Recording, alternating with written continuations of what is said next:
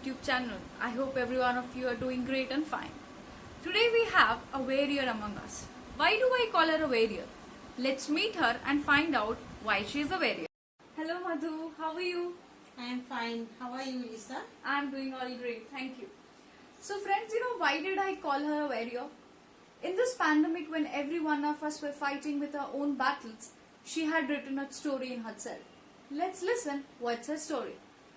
So Madhu, when was it that you were diagnosed with breast cancer? It was 12th of August 2020.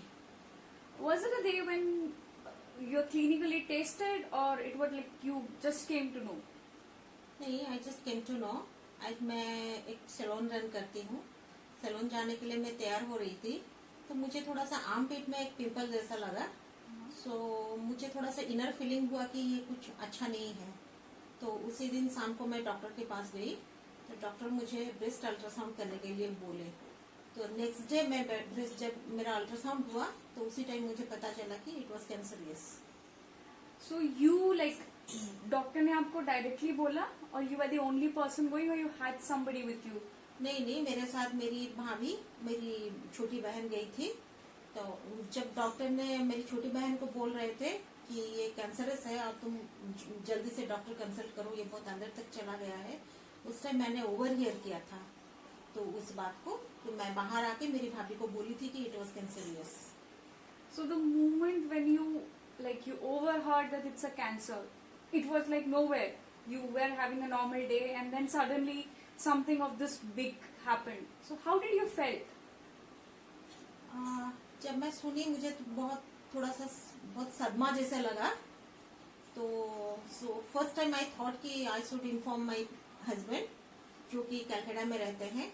मैं भुवनेश्वर में दोनों बच्चों के साथ अकेली रहती हूँ. तो मैंने पहला फोन कॉल मेरे हस्बैंड को ही किया था कि it was cancerous, so I have to go to another doctor. So normally, I have overheard that cancer is the deadliest disease when it not just because of the physical pain that it gives us, but also when it comes to the expenses of the disease. So financially, कुछ ऐसा burden feel हो रहा था उस time, like when you first heard, and did you overthink कि पैसा कहाँ से आएगा, क्या होगा, क्या नहीं होगा, ऐसा कुछ सोचा है था आपके दिमाग में? हाँ, आया था. कैंसर इटसेल्फ लाइक बहुत डरावना वर्ड है. तो हम लोग फाइनेंशियली साउंड नहीं है, अभी भी नहीं है. क्योंकि मेरा जब डायग्नोसिस हुआ उससे 2 साल पहले मेरा हस्बैंड का जॉब नहीं था, तो वो अनएम्प्लॉयड थे 2 साल के लिए. तो फाइनेंशियली हम लोग इतना साउंड नहीं थे. तो इसका स्ट्रेस तो बहुत रहा मेरे ऊपर. तो after you were like the doctor said that it's cancerous, तो नेक्स्ट प्रोसीडिंग आपने क्या किया? पहले तो मुझे एक्सेप्ट करने के लिए 3-4 दिन लग गया कि मुझे कैंसर है. उस टाइम कोविड पीक में था. तो हम लोग के मेरा फ्राइडे को हुआ था अल्ट्रासाउंड. सैटरडे संडे हम लोग का शटडाउन होता है, तो हम लोग कहीं जा नहीं सकते थे. और मैं 2-3 डेज मैं डिप्रेशन में थी, तो मैं किसी से बात नहीं कर रही थी. लेकिन my family supports me a lot. वो लोग उसी टाइम ढूंढना शुरू किए कि कौन से अच्छे डॉक्टर हैं, इसको दिखाना है. क्योंकि हम लोग बहुत सजेस्ट किए. कोई बोला मुंबई लेके जाओ, लेकिन उस टाइम कंडीशन ऐसा नहीं था कि हम लोग मुंबई जा सकते थे, क्योंकि उस टाइम कोविड मुंबई में पिक में ही था. तो 2-3 दिन तो लग गया हम लोग डॉक्टर ढूंढने के लिए, कहाँ जाएंगे, कैसे जाएंगे, क्या करेंगे. फिर फाइनली डिसाइड किए कि भुवनेश्वर एम्स में ही ट्रीटमेंट कराएंगे. और हम लोग सुने कि भुवनेश्वर एम्स में टाइम बहुत लंबा लगता है प्रोसेस का. लाइन लगाओ, फिर करवाओ. कहीं बहुत लोगों का they come with stage 2 and they get and उनका ट्रीटमेंट ऑपरेशन होते होते स्टेज 4 भी हो जाता है. तो ऐसी कोई डिफिकल्टी आपने फेस किया है क्या? नहीं, मैंने ऐसा कुछ डिफिकल्टी फेस नहीं किया. मैं गई तो उन्होंने मुझे कुछ सम टेस्ट वगैरह कराए. जो टेस्ट मेरा होते 15-20 डेज हो गया, एक के बाद एक टेस्ट कराए. तो 15-20 डेज के बाद फाइनली वो लोग जब सारा रिपोर्ट मेरा देखे, तो उन लोग बोले कि अभी हम लोग डिसाइड करेंगे कि आपका पहले केमो देंगे या फिर सर्जरी पहले करेंगे. फिर उन लोगों ने मुझे बताया कि पहले हम लोग आपका सर्जरी करेंगे. तो सितंबर 6 को वो लोग मुझे बुलाए थे एडमिट होने के लिए. बोले कि आप आके यहाँ पे एडमिट हो जाइए, फिर हम लोग कुछ दिन ऑब्जर्वेशन करने के बाद सर्जरी करेंगे। फिर आपका ऑपरेशन ठीक टाइम में हो गया? नहीं हुआ। 6 सितंबर को जब मैं गई, जब एम्स ने मुझे बुलाए थे 6 सितंबर में जब गई वहाँ एडमिट होने के लिए, तो उससे पहले उनका एक प्रोसीजर होता है कोविड टेस्ट कराने का। तो मैं जब गई वहाँ पहुंची तो वहीं उसी समय मुझे वहाँ पता चला कि मेरा कोविड पॉजिटिव है। ओके। तो डॉक्टर ने मुझे बोले कि आप अभी नहीं आ सकते हॉस्पिटल, आप यहीं से वापस जाइए, take 16 days rest, then again two covid test, अगर नेगेटिव आता है तो आप आइए। तो मैं हॉस्पिटल से ही वापस आ गई थी। फिर से भी आपको दोबारा 2 बार कोविड हुआ है ना आपको? हाँ, फिर मैं घर में रुकी, जो डॉक्टर ने मुझे मेडिसिन प्रेस्क्राइब किए थे वो सब ली। फिर आफ्टर 17 डेज मैंने जब टेस्ट किया तो मेरा नेगेटिव आया, तो मैं फिर से गई हॉस्पिटल। तो डॉक्टर ने बोला कि ठीक है नेगेटिव आया है, आप आके एडमिट हो जाइए। मैं गई, एडमिट हुई। तो वहाँ का उन लोग का कुछ प्रोटोकॉल है कि वो लोग कुछ दिन तक ऑब्जर्वेशन में रखते हैं। तो ऐसा मेरा 10 डेज हो गया।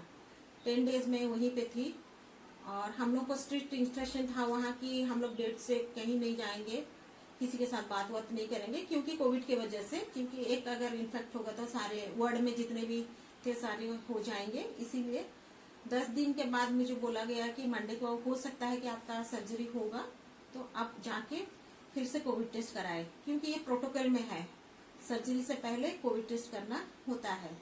तो मैं फ्राइडे को जाके मेरा सैंपल दी वहाँ। फिर संडे मॉर्निंग को मुझे बोले कि आपका इनडिटर्मिनेट आया है, तो आपको फिर से दोबारा सैंपल देना होगा। तो मैं फिर से गई दोबारा सैंपल देने के लिए Sunday morning. Sunday around 12 o'clock वो लोग मुझे बोले कि आपका फ्राइडे का सैंपल पॉजिटिव आया है, तो हम लोग आपको डिस्चार्ज कर रहे हैं। और वो लोग मुझे डिस्चार्ज कर दिए, बोले कि आप अभी घर जाइए और फिर नेक्स्ट आप जब हम बुलाएंगे या फिर आपका 17 डेज होगा, उसके बाद अगर नेगेटिव आता है तो आप आइएगा। तो फिर मैं वहाँ डॉक्टर को बोली, डॉक्टर लोगों से पूछी मैं कि आज भी तो मेरा टेस्ट हुआ है, तो बोले कि नहीं, ये हम लोग इसी रिपोर्ट के साथ जाएंगे। तो वो लोग मुझे डिस्चार्ज कर दिए, मैं घर आ गई।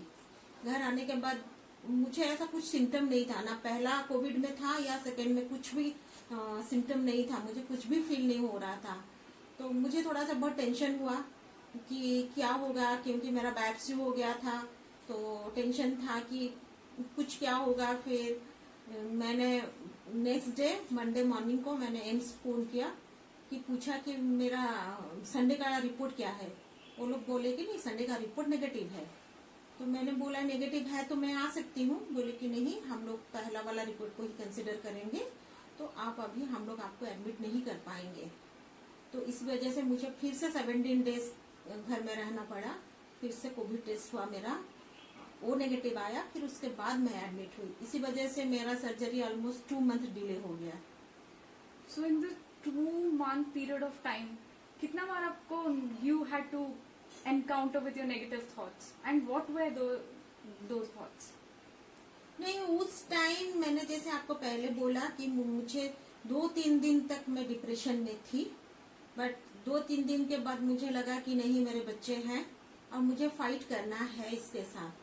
और कुछ ऐसे हैं मेरे फैमिली मेंबर्स, मेरे हस्बैंड के फ्रेंड्स, जिन्होंने मुझे बहुत मदद किया उस डिप्रेशन से बाहर आने के लिए।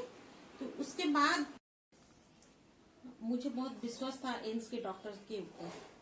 सो 2 महीना के बाद आपका ऑपरेशन हुआ। सो आपका योर ब्रेस्ट वेयर आपका क्या हुआ, रिमूव हुआ या कंजर्वेशन हुआ, क्या हुआ आपको? नहीं, मेरा तो रिमूव करना पड़ा उन लोगों को, लेकिन कंजर्वेशन के लिए वो लोग मुझे पूछे थे। जब मैं एडमिट हुई थी तो उस टाइम वो लोग मुझे बताए थे कि आप क्या चाहते हैं। तो उस टाइम मुझे ज्यादा कुछ पता नहीं था इसके बारे में, तो मैंने उनको रैंडमली बोल दिया कि मुझे रिमूव करना है। तो वो लोग मुझे पूछे क्यों, तो वो लोग बोले कि ऐसा क्यों। मैं सोची कि चांसेस ऑफ रिकरेंस अगर होगा तो वो लोग बोले कि नहीं, ऐसा कुछ नहीं होता है, वो कैंसर सेल का कैरेक्टरिस्टिक्स के ऊपर ही डिपेंड करता है, चांसेस ऑफ रिकरेंस। तो फिर उन्होंने मुझे बहुत समझाए। फिर मैंने डॉक्टर को बोला कि ठीक है, आप लोग ऑपरेशन टेबल के ऊपर जो भी डिसीजन लेंगे वो मेरे लिए सही होगा। तो आप चाहे, आप अगर आपको लगता है कि ये कंजर्वेशन में ठीक है तो आप कंजर्वेशन कर लीजिए, अगर रिमूव करना चाहते हैं तो रिमूव भी कर सकते हैं, मेरे तरफ से कोई दिक्कत नहीं है। So when it was the day of your operation होके कितना घंटा लगा आपका ऑपरेशन को? ऑपरेशन को लाइक मुझे ऑपरेशन थिएटर में लेके गए अराउंड 8:30 और मेरा सेंस आया अराउंड 3:30 4 o'clock। तो जब सेंस आया, पहला चीज आप what was the first thought that came to your mind? जब मुझे सेंस आया तो मुझे पता चला कि मेरा रिमूव हुआ है। ओके। तो मैं पहले से ही मेंटली प्रिपेयर थी इस चीज के लिए, क्योंकि बहुत आज जैसे आपको पता है कि मैं सैलून रन करती हूँ, तो फिजिकल पार्ट भी मेरे लिए बहुत मैटर करता है, लेकिन मैं बहुत पहले से ही अपने आप को तैयार कर ली थी कि अगर रिमूव होगा भी तो कोई प्रॉब्लम नहीं है। तो मुझे जब मेरा सेंस आया तो मुझे पता चल गया कि मेरा रिमूव हुआ है। तो जो डॉक्टर एनेस्थेसिया डॉक्टर थे वो मुझे आके बोले कि मधुचंदा हम लोग कंजर्वेशन नहीं कर पाए। तो मैं बोली कि नहीं, इट्स ओके डॉक्टर, कोई प्रॉब्लम नहीं है। Okay, so how many days आप रहते हॉस्पिटल में after your operation? 2 days। After after operation 2 days, before operation 10 days। Okay, so operation के बाद यू गॉट बैक के होम।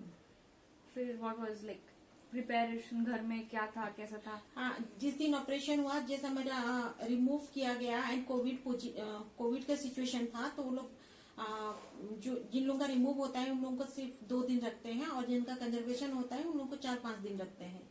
तो मेरा रिमूव हुआ था, इसीलिए मुझे ऑपरेशन जिस दिन हुआ उसका नेक्स्ट 2 दिन के बाद ही मुझे डिस्चार्ज कर दिए।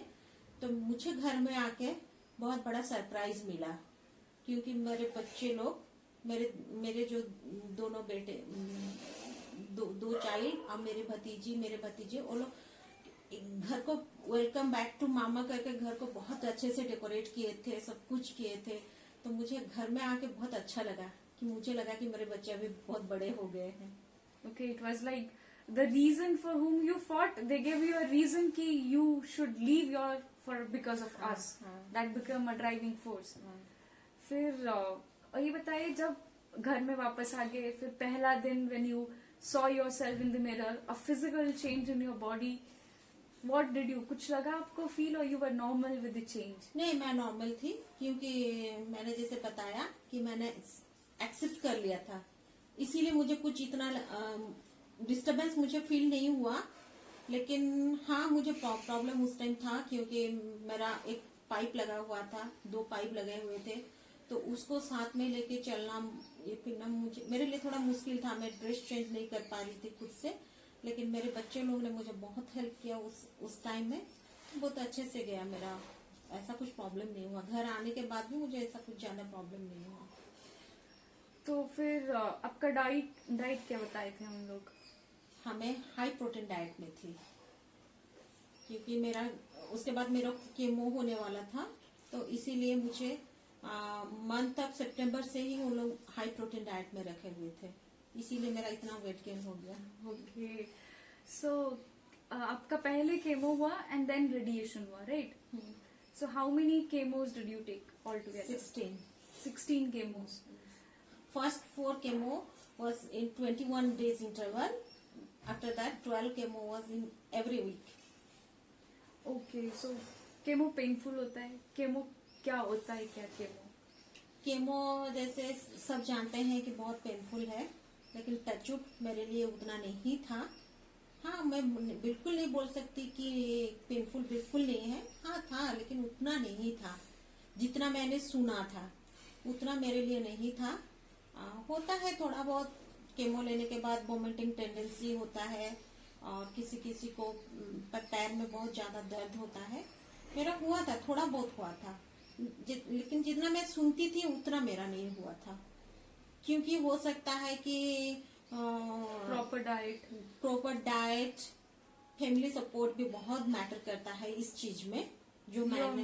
And you were also mentally stable कि मेरे को ये चीज से निकलना है। हाँ, मुझे पता है कि मुझे क्या फेस करना है, और मैं उस टाइम मुझे पता रहता था कि कौन से लोग नेगेटिव बोल सकते हैं, तो मैं उन लोगों से बात नहीं करती थी, उनका फोन पिकअप नहीं करती थी, या मैंने कभी गूगल में भी सर्च नहीं किया कि केमो का साइड इफेक्ट क्या होता है।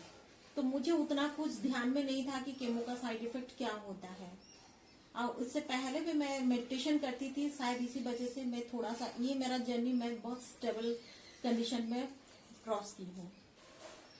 ओके, तो केमो जब शुरुआत हो गया, एंड एज आई नो कि आफ्टर फ्यू केमोज, सेकेंड और थर्ड केमो के बाद बॉडी में भी बहुत सारे चेंजेस दिखने लगते हैं. You start hair fall, there are people who start losing their weight, your face becomes dull. तो आपका उस जैसा कौन से चेंजेस आए आपके अंदर? जैसे मेरा हेयर फॉल हुआ सेकेंड केमो के बाद, मैं क्लीन शेव कर ली खुद को.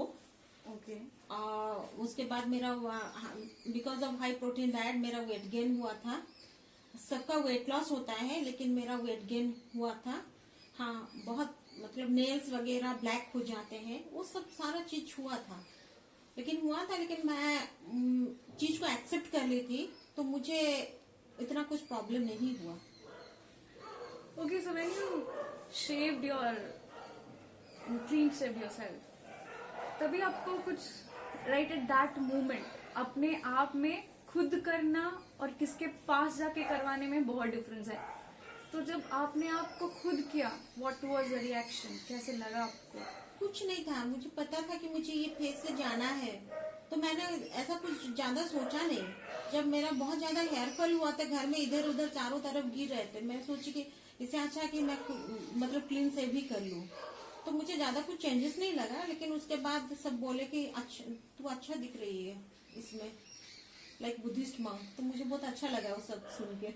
ओके, सो मैं आपके फोटोज देख रही थी, एंड तब मैंने देखा कि where are there other patients are there, they come, they have drafted something on their head and they come, but you were one among them who was always working very strict. You didn't have anything, you didn't wear a cap. So was इसके पीछे कोई reason था? Were you trying to make the other people feel something, or आपके mind में क्या ये चल रहा था कि it's okay if we are black sometimes? ऐसा कुछ चल रहा था? नहीं, मुझे ऐसा कुछ नहीं. मैं जितना पेशेंट में एम्स में थी, मेरे साथ जो केमो ले रहे थे, मैं सबको देख चुकी हूँ. सब स्कार्फ या कैप लेके आते थे. लेकिन मैं सोची कि मैं क्यों लूं. सबसे बड़ी बात है कि मेरे बच्चों को ये पसंद नहीं था मैं कैप पहनूं. कि मैंने तो कुछ गलत नहीं किया है, ये तो मेरे डिजीज के वजह से हुआ है, तो मुझे छुपाना क्या है? कुछ नहीं छुपाना है. तो इसीलिए मैंने कभी अपने हेड को स्कार्फ में या कैप में नहीं रखा है. So during the process, the entire process, आप तो कई दोस्त भी बनाए होंगे. Were you able to inspire, और were you able to be inspired by somebody? ऐसा कुछ सिचुएशन हुआ है? हाँ, हुआ है. मेरे साथ जो लोग केमो लेते थे, उन लोगों का सिचुएशन देख के मुझे लगता था कि मैं बहुत अच्छे से हूँ. क्योंकि उन लोगों को वॉमिटिंग होता था, उन लोगों को फीवर होता था, जो कि मेरा नहीं होता है. तो उन लोगों को देख के मुझे लगता था कि मैं बहुत अच्छी कंडीशन में हूँ. और होता है, ये फैमिली सपोर्ट बहुत मैटर करता है, जो मुझे बहुत मिला. लोगों का प्यार मुझे बहुत मिला. लेकिन मैंने किसी से सिंपैथी नहीं लिया.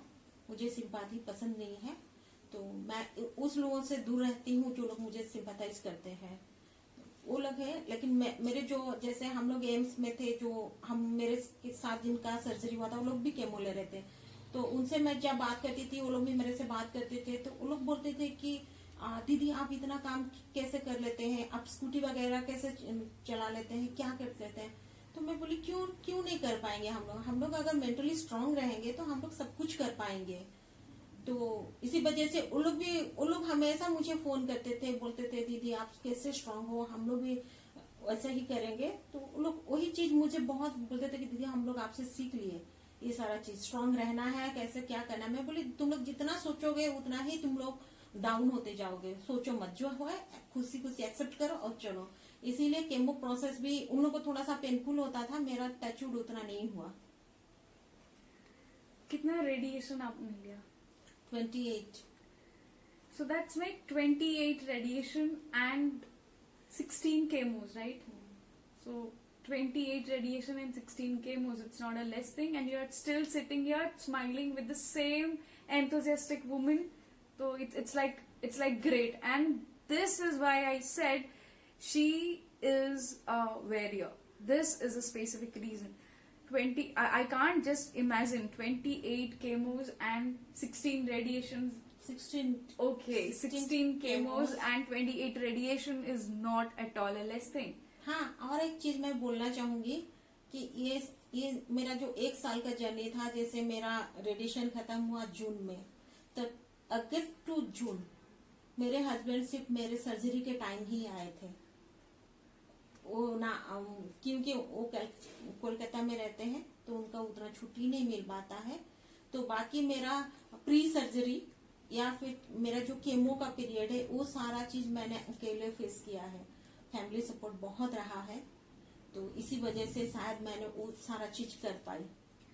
कभी कभी आपको आपकी हस्बैंड की कमियां महसूस नहीं हुई? बिकॉज इट्स ऑलवेज सेड कि शादी होता है तो हर चीज में रहना चाहिए, ऐसे होता है, ऐसे लोग सोचते हैं। And when we don't find a partner right beside us at the right moment when we required, तो how did you handle that part? Actually सच बताऊं तो मुझे फील हुआ था जिस दिन मुझे अल्ट्रासाउंड में पहले पता चला कि ये कैंसरस है, तो उस टाइम मैंने पहला फोन कॉल उन्हीं को ही किया था, मेरे हस्बैंड को ही किया था। फिर जब मैं घर आई तो मैं मेरे मदर इन लॉ के सामने बहुत रोई। उसके बाद मैं सोची कि फिर मेरे हस्बैंड के एक फ्रेंड है जिनको मैं बड़े भाई की तरह बहुत मानती हूँ, फिर उनको बताया, वो घर आए थे। तो उस दिन वो मुझे पूछे कि तुझे मतलब तुझे क्या, अगर तू बोलेगी तो तेरे हस्बैंड को हम लोग बुलाएंगे यहाँ। तो वो मेरा कंडीशन देख के यही बोले। तो मैं उस टाइम सोची कि नहीं, अभी इमोशनल होने का टाइम नहीं है। बड़ी मुश्किल से एक जॉब मिला है, अगर वो जॉब में नहीं रहेंगे तो फिर मेरा घर कैसा रन होगा। तो मैं सोची कि नहीं, पहला जो है जितना मेरा डॉक्टर का पार्ट है, जितना टेस्ट वगैरह जो भी है वो उनके बिना भी हो सकता है। अब मेरा भाई, मेरी जो बहन है, मेरे जो भाई है, उनके साथ जाके मैंने सारा सब कुछ किया। फिर सर्जरी का जब डेट फिक्स हुआ तभी मैंने उनको फोन किया कि 6 सितंबर को डॉक्टर ने बोला है एडमिट करने के लिए, आप आ जाइए। तो उन्होंने सिर्फ सर्जरी के टाइम ही आए थे। ओके। तो मुझे पता था कि अगर उनका जॉब नहीं रहेगा तो फिर हम लोगों के लिए बहुत बड़ा प्रॉब्लम होगा, इसीलिए मैं इस सिचुएशन को भी एक्सेप्ट कर ली थी। और इतना सारा सबका सपोर्ट था तो मुझे लगा कि नहीं, मैं मैनेज कर लूंगी। ओके, तो अभी it's almost a year, like you have completed a year to your the entire thing. अभी अगर आपको पूछा जाए कि 5 सेंटेंसेस में आपका पूरा चीज नरेट करिए, पूरा चीज only in 5 sentences, so what are those 5 sentences going to be? ये तो बताना बड़े मुश्किल होगा क्योंकि मैं इतना स्ट्रांग थी ये मुझे नहीं पता था। ओके। वो मेरा एक हिडन क्वालिटी था कि मैं इतना स्ट्रांग होके दो टीनेज बच्चों को लेके अकेले रह के मेरे डिजीज के साथ फाइट कर सकती हूँ। तो मैं अपने आप की क्वालिटी जान गई कि मैं बहुत स्ट्रांग हूँ। मैंने एक कहीं पे सुना था कि पहले there were days when you were afraid of injections also. हाँ। From injection to a stitch which was not less than 6 centimeter. Like you got a stitch which was almost 6 centimeter. 10. Okay, it was 10 centimeter stitch. So I can understand your journey from in fear of injection to 6 centimeter, 10 centimeter of the stitches. Okay, I got it. हाँ, मैं injection से बहुत डरती थी, बहुत ज्यादा। मतलब अगर मुझे कोई इंजेक्शन लगाने आए तो मैं तो भाग जाती थी। लेकिन जिस दिन भी मेरा सर्जरी हुआ, सबको पता था कि मेरा हॉस्पिटल इंजेक्शन के नाम से कितना डरती थी। तो जिस दिन मेरा सर्जरी हुआ उस दिन एम्स के डॉक्टर ने मुझे पूछे कि आप इतना खुश क्यों हैं। मैं बोली कि आज लगता है कि मेरा स्ट्रगल का दी एंड होगा। बोले स्ट्रगल क्या है? मैं बोली जो 2 कोविड पॉजिटिव नेगेटिव मैं हॉस्पिटल आती जाती रही, शायद ये सारा चीज खत्म हो जाएगा। और मैंने उसी दिन बहुत अच्छे से मेरा ऑपरेशन थिएटर देख के मैं खुश हो गई थी कि चलो अच्छा हुआ कि मैं एक अच्छी जगह पे हूँ। मुझे मंदिर जैसा लगा कि मैं थोड़ा सा अभी यहाँ से क्योर होके जाऊंगी। तो उस दिन में मैं बिल्कुल नहीं डरी थी। उसके बाद मेरा इंजेक्शन से डर हट गया है। अभी सिचुएशन को एक्सेप्ट करना और उसके साथ उसी फ्लो में जाना भी बहुत बड़ी चीज है। तो मैंने वही चीज सीखा। पहले तो पता था, लेकिन वो चीज मुझे बहुत हेल्प किया कि आप जितना जल्दी एक्सेप्ट करोगे उतना जल्दी आपका जो जर्नी है वो स्मूथ होते जाएगा। क्या थर्ड, पॉजिटिव माइंडसेट बहुत रहना चाहिए, बहुत ज्यादा। नेगेटिव पीपल, नेगेटिव सिचुएशन से आपको किसी भी तरह से खुद के लिए सोचिए कि कैसा क्या वे करने से हम लोग वहां से दूर रह पाएंगे। जैसे मैंने मुझे पता था कि कौन लोग मुझे कॉल करके नेगेटिव नेगेटिव बात बोलते भी थे, लेकिन मैंने उन लोगों का कॉल एक्सेप्ट नहीं किया। मैंने लगभग 6 महीने तक मुझे जो लोग लगते थे कि मुझे अभी ये लोग से बात करके मैं डिस्टर्ब हो जाऊंगी, तो मैंने बातचीत बंद कर दी थी। तो इसी तरह से मेरा एक जर्नी था, मुझे कभी कुछ सीखने को मिला। और आपको जैसे पता है कि मैं ब्यूटी इंडस्ट्री से थी, तो मेरा फिजिकल चेंजेस हुआ, मेरा वेट गेन बहुत हो गया because of high protein diet.